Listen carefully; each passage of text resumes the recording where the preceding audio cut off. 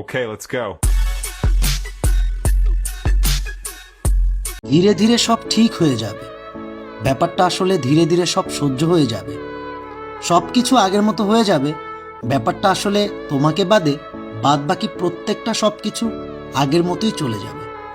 সহ্য হয়ে যাওয়ার ব্যাপারটা খুব অসহ্য হলেও হাসি হাসি মুখে সবসময় বলতে হয়, এই তো ভালো আছি, আপনার কি খবর।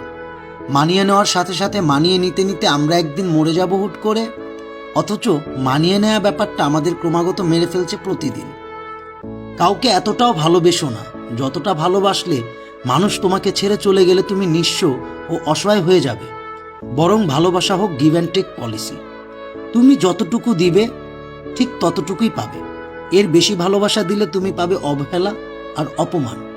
এই বিষয়গুলো কখনই আমরা বিশ্বাস করতে চাই না। এই বিষয়গুলো কখনই আমরা আমাদের মাথার মধ্যে কাজ করাতে চাই না। সবসময় সব কিছুই আমরা খুব সহজ ভাবি। এটাই আমাদের সবচাইতে বড় প্রবলেম। এটাই সত্যি ভাই। দিন শেষে আমরা একটা সময় গিয়ে অনেক বেশি রিয়েলাইজ করি নিজের মধ্যে, বাট এগুলার অ্যান্সার পাই না। না পাওয়াটাই স্বাভাবিক, কারণ আমরা তো হঠাৎ করে অনেক ধরনের ডিসিশন নিয়ে নিই। হঠাৎ করেই একটা মানুষের উপর খুব বেশি ডিপেন্ড হয়ে যায়।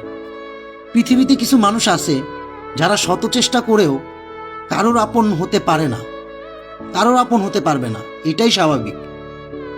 জীবনে চাইলে কাউকে কখনো নিজের করে পাওয়া যায় না, তার জন্য ভাগ্য থাকতে হয়।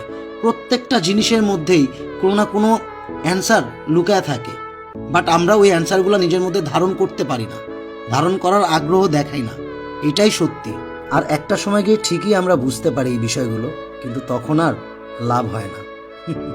এটাই বাস্তবতা।